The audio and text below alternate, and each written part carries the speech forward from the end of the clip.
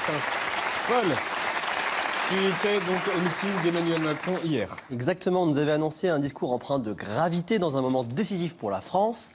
Mais quand avec Julien Dacosta et Alexandre Lemouroux, on est arrivé au Paris Event Center, porte de la Villette, on s'est plutôt cru dans une boîte de nuit pour 10 000 personnes.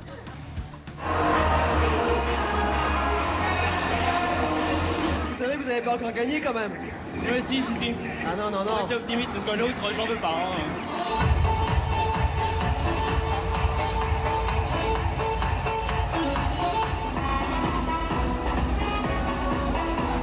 Donc vous dansez contre Marine Le Pen, c'est ça que vous faites aujourd'hui? Pas contre Marine Le Pen, mais contre son projet qui ne tient même pas.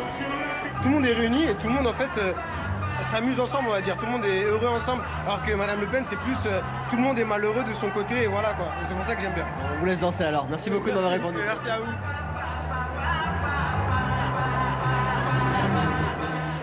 On sent la gravité. Donc, Emmanuel Macron a fait un discours de plus d'1 h 30. C'est la première fois qu'il tape aussi fort sur le FN. On vous montre un exemple.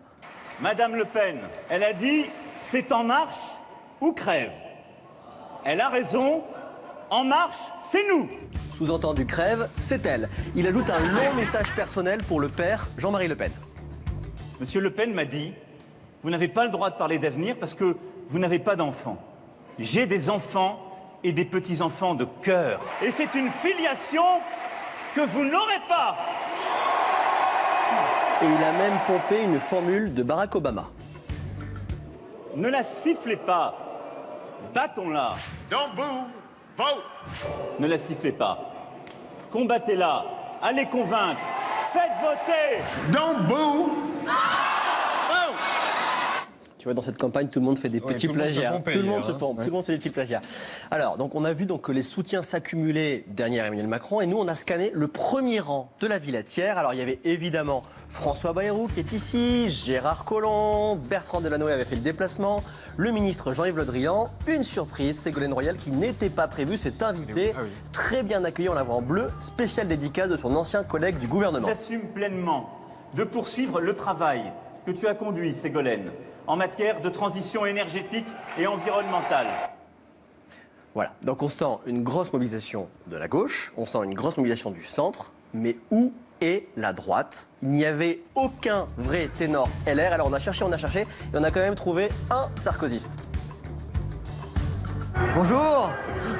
Qu'est-ce qu'un des frères Bogdanov fait au meeting d'Emmanuel Macron? En fait, Igor et moi, nous sommes portés, comme tout le monde le sait, par une passion de l'avenir. Aux dernières nouvelles, vous n'étiez pas sarkozyste, vous, plutôt? Dans la foule, des jeunes sarkozystes qui dansent, on remarque un des frères Bogdanov. En fait, mon frère et moi, nous avons des amitiés. Mais les convictions, c'est autre chose. C'est la vraie France qui sera au bout de ce vote. Et pas une illusion. C'est un bon soutien.